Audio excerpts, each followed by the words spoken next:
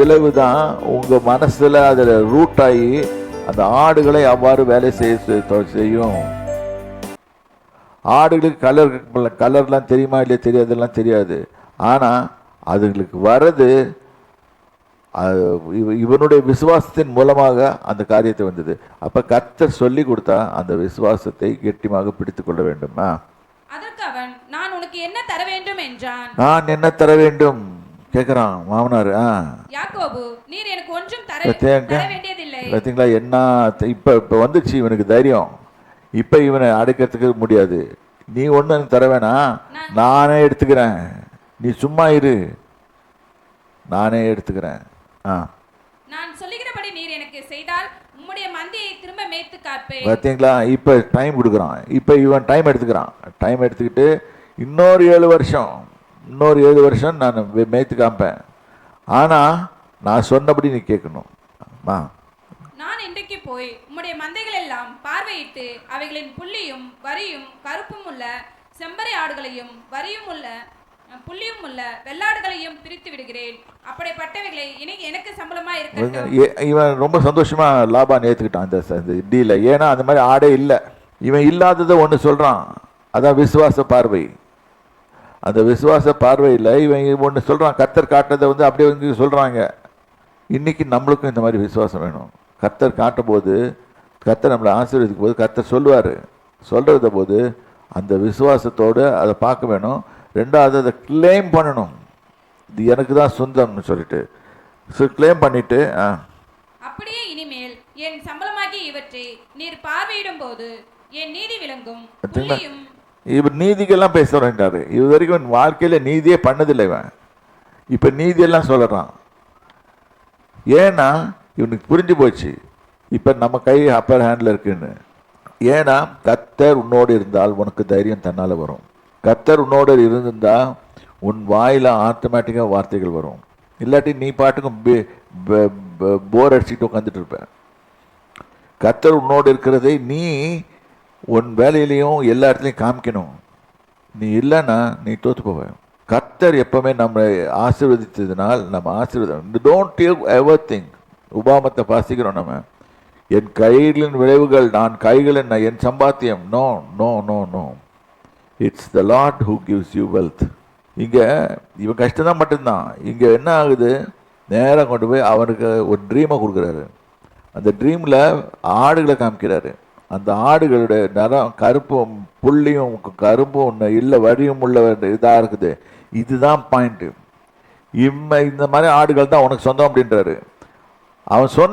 அவர் சொன்னதை இவன் எடுத்துக்கிட்டு போய் அங்கே கிளைம் பண்ணுறான். கிளீனா இதுதான் எனக்கு சம்பளம் அப்படின்றான். அவன் தைரியமாக சொல்கிறான். ஆடுகள்லாம் உடனே புள்ளியும் வறுமையும் உள்ள எல்லா வரியுமா போட்டுச்சு. புள்ளியும் வரியும் இல்லாத வெள்ளாடுகளும் கருப்புமான செம்பரி ஆடுகளும் என் வசத்தில் இருந்தால் அவைகள் எல்லாம் என்னால் திருடி கொள்ளப்பட்டவை. என்ன கட்சர் தான் இந்த மாதிரி பேசுவான். இதுதான் என்னுடைய இது. அப்ப கர்த்தர் காமிச்ச தரிசனத்தை இல்லை, விசுவாசத்தோடு அவன் போய் அது தரிசனத்தை பார்த்தான், அதன்படி செய்ய தொடங்கிட்டான். எப்பவுமே God is pleased when you have faith. Just shall live by faith. ரோமரில் போட்டிருக்கு, கலாத்தியர்லையும் போட்டிருக்கோம். Just shall live by faith அப்படின்னா righteous will live by faith. இன்னைக்கு அசிங்கமாக நம்ம ஆளுங்க என்ன பண்ணுறாங்க, விசுவாசத்தை கேவலமாக பார்க்க வைக்கிறாங்க. ஏதோ ஒன்றுங்க நாங்கள் விசுவாசத்தில் ஊழியம் செய்கிறாங்க. No, your faith will bring you everything. தேவன் மேலே நீ வைக்கிற விசுவாசம் அவர் உனக்கு அதை கொண்டு கொடுப்பாரு.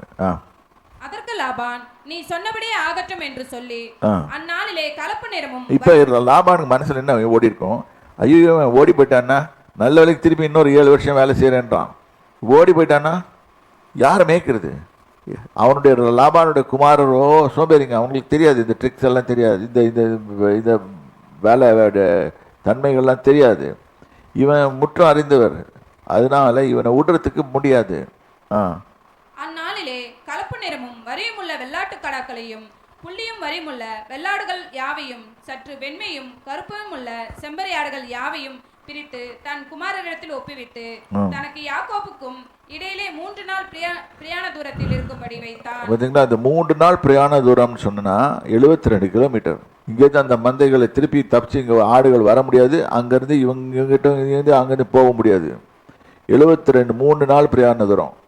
ஒரு நாளைக்கு ஆவரேஜாக கால்குலேட் பண்ணுறது 24 கிலோமீட்டர் நடந்தா, ஒரு நாள் நடந்தால் 24 கிலோமீட்டர், 20லேருந்து 24 கிலோமீட்டர். ஸோ வந்து 3 நாள் 3 2 60லேருந்து 72 கிலோமீட்டர் வரைக்கும் வித்தியாசத்தை உண்டு வச்சு அங்கே பிரித்து கொடுத்துட்டான். லாபானுடைய மற்ற ஆடுகளை யாக்கோபு மேய்த்தான். பின்பு யாக்கோபு பச்சையாய் இருக்கிற புன்னை ஃபெய்த்தை அப்ளை பண்ணுறதுக்கு என்னென்ன பண்ணுறான் பாருங்க. இந்த புன்னை வாதுமை இந்த மரங்களெல்லாம், மரத்துக்கும் ஆட்டுக்கும் இவனுக்கு என்ன சம்பந்தம் இல்லை, இவன் விசுவாசத்துக்கும் இதுதான் சம்பந்தம். புன்னை வாதுமை அர்மோன் என்னும் மரங்களில் கொம்புகளை வெட்டி இடையிலே வெண்மை தோன்றும்படி பட்டியை உரித்து தான் உரித்த கொம்புகளை ஆடுகள் தண்ணீர் குடிக்க வரும் கால்வாய்களிலும் தொட்டிகளிலும் ஆடுகளுக்கு எதிராக போட்டு வைப்பான். பார்த்தீங்களா, இவன் ஏன்னா இவன் இந்த தரிசனத்தை தான் மனசில் வச்சிருக்கான். நீங்களும் உங்கள் தரிசனத்தோட மனசில் வச்சிருந்து தரிசனத்தோடு போனீங்கன்னா வெற்றி மேல் வெற்றி வரும். ஆனால் தரிசனம் தேவன்கிட்ட வந்திருக்கணும். நீங்கள் பாட்டுக்கும் ஒரு கனவு கண்டுட்டு கர்த்தர் என்னோட பேசினாரு சொல்லிட்டு இருந்தீங்கன்னா அது தட் ஒன்ட் ஒர்க் அவுட். நீ கர்த்தர் சொன்னார்னு நிச்சயமாக நடக்கும். இது வந்து நல்லா புரிஞ்சுக்கணும். புரிஞ்சுக்கிட்டு அவன் வந்து பாருங்க, மரத்தை கிருத்த வெட்டி யாக்கோபு பச்சையாக இருந்த புன்னை வாதுமை அர்மோன் மரங்களை கொப்புகளை வெட்டி இடையிடையே வெண்மையான அந்த கொப்புகள் என்ன கலரில் இருக்கும், அது கொஞ்சம் கருப்பை பட்டனா ஒரு மாதிரி கலரில் இருக்கும்ல, அதை உரிச்சு கிரிச்சு கலரை மாற்றி எதோ பண்ணி இதை கொண்டு போய் தண்ணி குடிக்க வரும்போது போடுறான். இது ஆடுகள் இதை பார்த்துட்டு பொழிஞ்சதுனால வந்து அதுங்க குட்டி போடல, இவன் விசுவாசத்தை கண்டு குட்டி போட்டது. ஆடுகள் தண்ணீர் குடிக்க வரும்போது பொழிவதுண்டு. ஆடுகள் அந்த கொம்புகளுக்கு முன்பாக பொழிந்தபடியால் அவைகள் கலப்பு நிறம் உள்ளதும் புள்ளியும் உள்ளதும் வரியும் உள்ளதுமான குட்டிகளை போட்டது. அதாவது இவனுடைய விசுவாசத்தின் மூலமாக இதை இயக்க வைக்கிறான். அதனால தான் ஜேக்கப் தி கிரேட். ஏனென்றால் தேவன் சொன்ன ஐடியாவை எடுத்து வந்து அப்படியே இம்ப்ளிமெண்ட் பண்ணுறான். அவன் என்ன சொல்லலை, அங்கே போடல, ஆண்டவரே உம்மை விசுவாசிக்கிறேன், நீ சொன்னதை நான் விசுவாசிக்கிறேன் அவன் சொல்லலையே தவிர்த்து செய்துட்டான். இன்றைக்கும் தேவ ஜனமே யோசனை பண்ணி பாருங்க. உங்கள் வாழ்க்கையிலையும் நீங்களும் யோசனை பண்ணீங்கன்னா, தேவன் சொன்னதை செய்தீங்கன்னா கர்த்தர் உங்களை ஆசீர்வதிப்பார், பெரிய காரியங்களை செய்வார். இது மாதிரி செய்த அவன் பெரிய ஆளாயிட்டான். இப்போ எக்கச்சக்கமாக ஆயிடுச்சு. இப்போ லாபானுக்கு இருந்ததை விட யாக்கோபுட்ட அதிகமாக இருக்குது. இன்னொரு 7 வருஷம், ஒரு சீசன், இன்னொரு சீசன் எடுத்துக்கிட்டு நான் தன் மந்தையை பெருக்கிறதுக்கு தன் குடும்பத்துக்காக ஒரு மந்தையை உருவாக்குறான். அந்த மந்தையை உருவாக்கும் போது இதாயிடுச்சு. 43வது வசனம் வாசிங்க.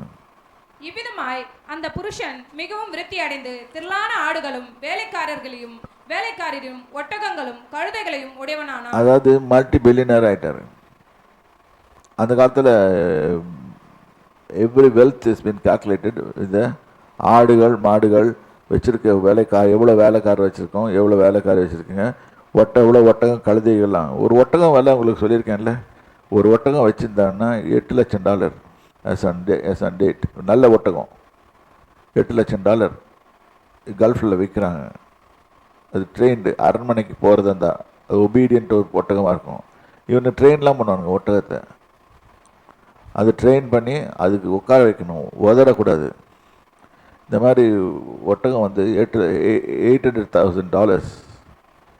நீங்கள் யோசனை பண்ணி பாருங்கள், $800,000 இன்ட்டு நம்ம இந்திய பணத்தில் கணக்கு போட்டு பாருங்கள், எங்கேயோ போயிடுச்சு, கோடிகளில் போய் இறங்கிடுச்சு. அது நம்ம டாலர் நம்ம பணம் வந்து $95 இருக்குது, 95 100 தொட போகுது. எங்கே போயிடுச்சு? 8 கோடி ரூபாய் ஒரு ஒட்டகம். ஒட்டகங்களும் அப்படின்றான். அப்படின்னா ஒவ்வொரு ஒட்டகத்தையும் ட்ரெயின் பண்ணி வச்சுருப்பான். ஏன்னா அதுக்கு தான் சுமை தூக்கிட்டு போகணும். வீட்டு சமாச்சாரங்கள் எல்லாத்தையும் தூக்கிட்டு போய் ஆட்டு மேலேயும் மாட்டு மேலேயும் வைக்க முடியாது, அதுங்க படுத்துக்கும். அந்த பாலைவனத்தில் ஓடுறதுக்கு ஒட்டகம் தான் லாய்க்கு. ஸோ ஒட்டகங்களும் கழுதைகளையும் உடையவனானான். கழுதைகள் வேணால் தூக்கும், வெயிட் இருக்கும். சின்ன வெயிட்டை தூக்கி கழுத மேலே வச்சுட்டு பெரிய வெயிட்டை தூக்கி கொண்டு போய் ஒட்டகம் மேலே, அந்த காலத்தில் மர்சிடிஸ் பென்ஸ் மாதிரியும் ரோல்ஸ் ராய்ஸ் மாதிரியும் கர்த்தர் ஆசீர்வதித்தார். இதை புரிஞ்சுக்கொள்ளுங்க. இதை குறித்து அதிகமாக படிப்போம். இது ஏன்னா இது வெரி வெரி இன்ட்ரெஸ்டிங் சப்ஜெக்ட். இதுதான் God's financial principle. If you obey the Lord and listen to him, he will multiply you. ஏனென்றால் வானமும் பூமியும் அதில் உள்ள எல்லாமும் கர்த்தருடையது. கர்த்தரே அதை மல்டிப்ளை பண்ணி கொடுக்க முடியும். யோசனை பண்ணி பாருங்க. எனக்கு ஆசீர்வாதம் என் லைஃப் எப்படி இருக்குது? கடனில் இருக்கா, பிரச்சனையில் இருக்கா, வேதனையில் இருக்கா, நான் ரொம்ப கஷ்டத்தில் இருக்கிறேன்னா? யோசனை பண்ணி பாருங்க. இதெல்லாம் உங்களை விட்டு போகணும்னு சொன்னால் காட் ஹேஸ் டு இன்டர்வீன். நீங்கள் உங்கள் முயற்சியெல்லாம் ஒன்றும் வேலை செய்யாது. கர்த்தர் சொல்லி கொடுத்த ஐடியாஸ் இருக்குது. ஆகவே தேவச்சனமே யோசனை பண்ணி பார்த்துட்டு, ஆண்டவரே இனிமேலேருந்து நீ சொல்கிறபடி நான் கேட்பேன், என்னை ஆசீர்வதிங்க, என் ஃபைனான்சஸ் ஆசீர்வதிங்க, bless my finances, bless me Lord அப்படின்னு கேளுங்க. கர்த்தர் உங்களை ஆசீர்வதிப்பார். கர்த்தருடைய நாமத்துக்கு ஸ்தோத்திரம். இது நாளைக்கு பார்ப்போம். நான் ஜெபித்து முடிக்கிறேன். தகப்பனே ஸ்தோத்திரம்.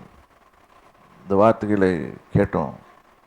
தரிசனத்தை தந்த தேவனே, யாக்கோபை உயிர்ப்பித்த தேவன், அவன் நொந்து போன நேரத்தில் அவனுக்கு ஒரு தரிசனத்தை கொடுத்து அவன் விசுவாசத்தை தட்டி எழுப்பி, என் தேவனாய் கர்த்தாவே அவன் ஒரு பெரிய விசுவாசியாக மாற்றி அவன் அதன் மூலமாக பெருக செய்து அவன் மாமனாரை காட்டிலும் எத்தனையோ மடங்கு பெருக செய்து அவன் பெரிய வல்லவனானான் என்று போடப்பட்டிருக்குது. நாங்களும் விசுவாசிக்கிறோம் ஐயா.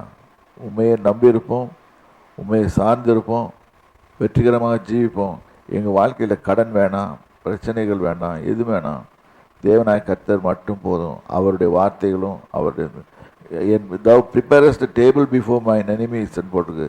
என் சத்துருக்களுக்கு முன்பாக எனக்கு ஒரு பந்தியை ஆயத்தப்படுத்தின்னு போட்டிருக்குது 23ஆம் சங்கீதத்தில். ஆயத்தப்படுத்துங்கப்பா. we want to obey you. உமக்கு நீங்கள் சொல்கிறபடி கேட்குறோம். இயேசு கிறிஸ்துவின் நாமத்தினாலே ஆமென்.